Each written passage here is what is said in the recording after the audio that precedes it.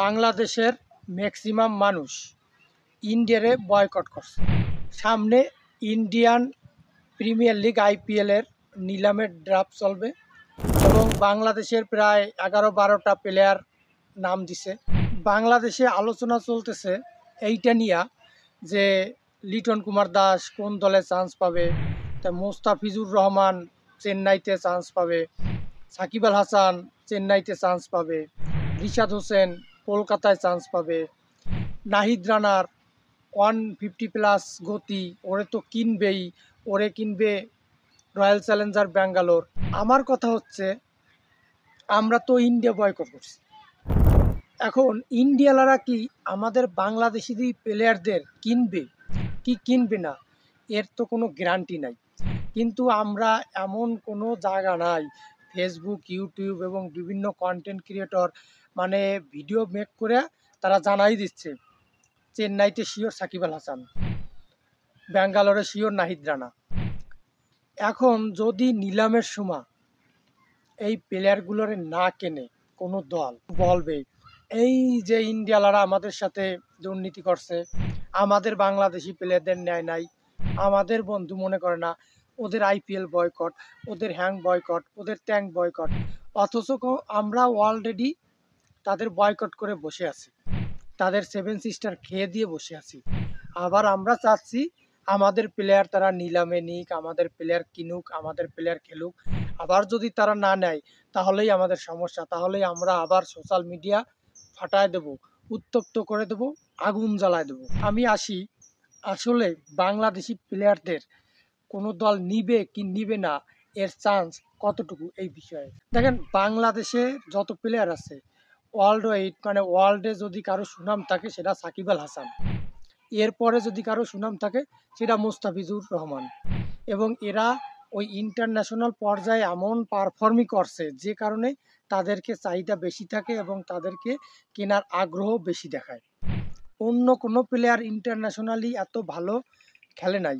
আর BPL follow করে যে team নেবে বা প্লেয়ার নেবে এরকম বা ইন্ডিয়ালারা টিম গঠন করে না। আর ইন্ডিয়ার যে টিমগুলো গঠন করে আপনি দেখবেন ওরা অনেক স্টেজ মানে অনেক কিছু বিবেচনা করার পরেই একটা প্লেয়ার নেয়।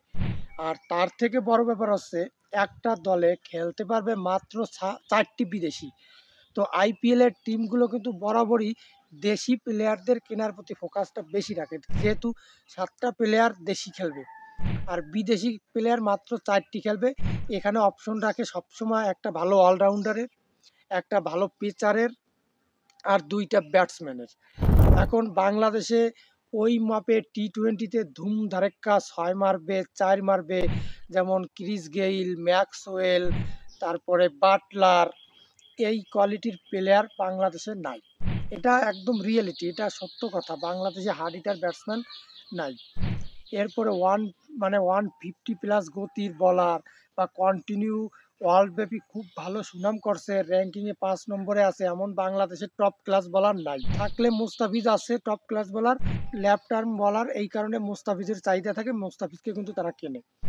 এখন নাহিদ রানা নতুন প্রোডাক্ট, গতি 150+, ওরে কিন্তু ভাই কিনতে পারে, এটা একদম মানে বলা যায় ওরে কিনতে পারে। সাকিব আল হাসান তার অবস্থানটা ওই করছে তাই তারে কিনতে পারে। এখন যদি তানজিন সাকিবরে না কেনে, যদি তাসকিন আহমেদরে না কেনে, যদি মোস্তাফিজুর রহমানকে না কেনে, আপনারা বলবেন ওই যে আমাদের বাংলাদেশি প্লেয়ার এই জন্য কেনে নাই। ভাই অস্ট্রেলিয়া, ইংল্যান্ড, নিউজিল্যান্ড এই সমস্ত দেশের নাম করা প্লেয়ার রয়েছে, ওয়েস্ট ইন্ডিজের প্লেয়ার রয়েছে, রাসেল, নিকোলাস পুরান, এদেরকে কেনবে, এরপরে আসবে বাংলাদেশের প্লেয়ার। যে কারণে বাংলাদেশের প্লেয়ারদের সুযোগ কম থাকে এবং কম খেলে।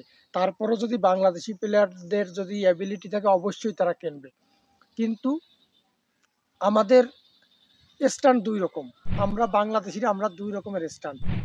একদিকে আমরা ইন্ডিয়া বয়কট করছি, অন্যদিকে আমাকে আইপিএল খেলতে হবে, আমাদের প্লেয়ারকে নিতে হবে, আর যদি না নেয় তাহলে আবার বয়কট আবারই। কিন্তু আমরা ভুলে যাই আমরা অলরেডি বয়কট করে বসে আছি। এই স্ট্যান্ড যে কোনো একটা হোক, আমাদের বাংলাদেশিদের এই স্ট্যান্ড একটা হোক, হয় আইপিএল বয়কট হোক, না হয় আইপিএলকে যদি আমাদের কোনো প্লেয়ার না কেনে তারপর আইপিএল বয়কট আমরা না করি। আবার কোনো সবগুলো প্লেয়ারও যদি কেনে তাহলেও আমরা বয়কট না করি, আর যদি সবগুলো প্লেয়ার নাও কেনে তাতেও আমরা বয়কট করি, যদি বয়কট করার আমাকে ইচ্ছাই থাকে। মূল কথা হচ্ছে ইন্ডিয়া বয়কট এই স্লোগান দিব আমরা, কিন্তু আমাদের কার্যকলাপও করতে হবে, সেই ধরনের সব কিছু আমাদের করতে হবে, শুধু মুখে বলা যাবে না যে আমরা ইন্ডিয়া বয়কট করছি।